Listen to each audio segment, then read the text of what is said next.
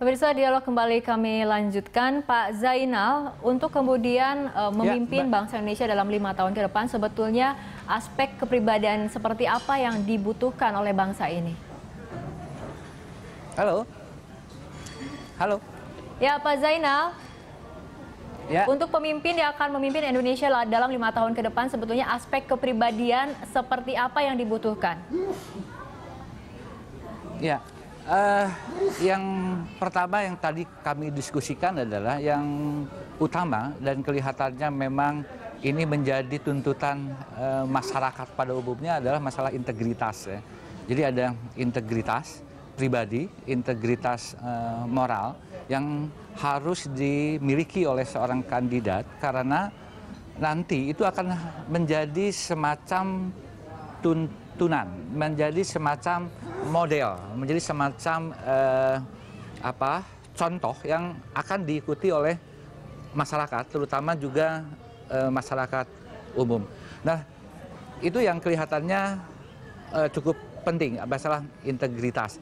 Tapi di samping itu juga ada yang disebut dengan tipe kepemimpinan ini. Ini agak memang tidak bicara tentang kepribadiannya, tetapi tipe kepemimpinannya yang disebut dengan transformasional. Artinya pemimpin yang memberikan inspirasi pada masyarakat untuk terus berkembang, untuk terus maju, untuk menjadikan masyarakat merasa dekat, merasa ingin melakukan sesuatu yang produktif gitu. Dan ini memang harus dimiliki oleh seorang yang memiliki model, yang memiliki contoh untuk masyarakatnya. Ini yang kelihatannya cukup mengemuka bahwa model yang seperti ini yang memang sangat diidamkan oleh masyarakat. Halo. Indikator seperti itu, ada juga tadi hasil dari motivasi, afiliasi, dan juga motif berprestasi. Untuk 5 tahun ke depan, menurut Anda siapa yang lebih cocok untuk menjadi pemimpin? Nomor 1 atau nomor 2, seperti itu Pak Zainal?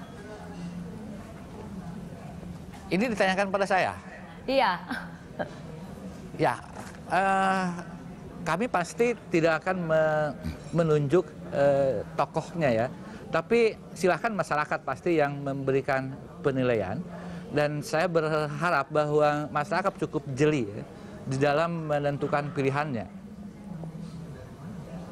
Oke, baik, terima kasih Pak Zainal telah bergabung sama kami dalam Prime Time Talk. Kita ke Pak Suhari terlebih dahulu. Pak Suhari tadi ada lihat integritas pribadi, integritas moral, tadi kita sudah membahas mengenai motivasi, afiliasi, dan juga motif berprestasi. Ini artinya seperti apa? Apakah memang menurut Anda Prabowo sudah memenuhi kriteria-kriteria seperti itu? Iya, beliau berkorban nyawa, harta, sudah hampir mati 2 kali, mengorbankan nyawanya, seluruh hidupnya, bahkan kalau perlu seluruh hartanya untuk negara. Dia dari kecil sampai memang begitulah kepribadiannya, jadi memang sepenuhnya untuk negara. Tidak ada harta untuk dia, tidak ada nyawa untuk ini, nyawa semua untuk negara, harta untuk negara dan seluruh waktu untuk negara. Baik. Pak Firman untuk Joko Widodo? Ya, kepemimpinan Pak Jokowi ini kan sudah teruji ya, terbukti. Nah, oleh karena itu maka kepemimpinan beliau sebagai presiden jikalau dipilih oleh rakyat untuk ke depan ini, maka itu bisa kita sebut kepemimpinan yang firm, kepemimpinan yang siap, kepemimpinan karena tidak bermasalah, tidak ada beban sejarah masa lalu. Yang pertama, beliau itu selesai 5 tahun di Fakultas Kehutanan UGM, di mana guru besar beliau kan Pak Suhardi ini. Saya tidak membandingkan ini ya, tidak pernah tidak lulus, tetapi 5 tahun. Yang kedua, beliau juga itu harmoni dalam soal kultural, kekeluargaan itu tidak ada beban. Yang ketiga, tidak pernah bermasalah secara hukum dan secara ekonomi apapun, bahkan berprestasi di bidang bisnis dan seterusnya. Demikian juga di bidang kepemimpinan politik, dalam hal ini di pemerintahan ya.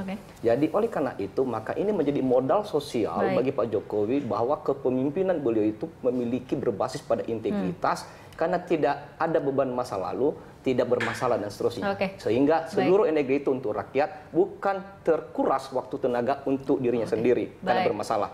Sekian dan terima kasih. Baik, Pak Suhari dan juga Pak Firman, terima kasih telah bergabung sama kami dengan di Prime Time Talk. Loh, ini selesai ya? Iya.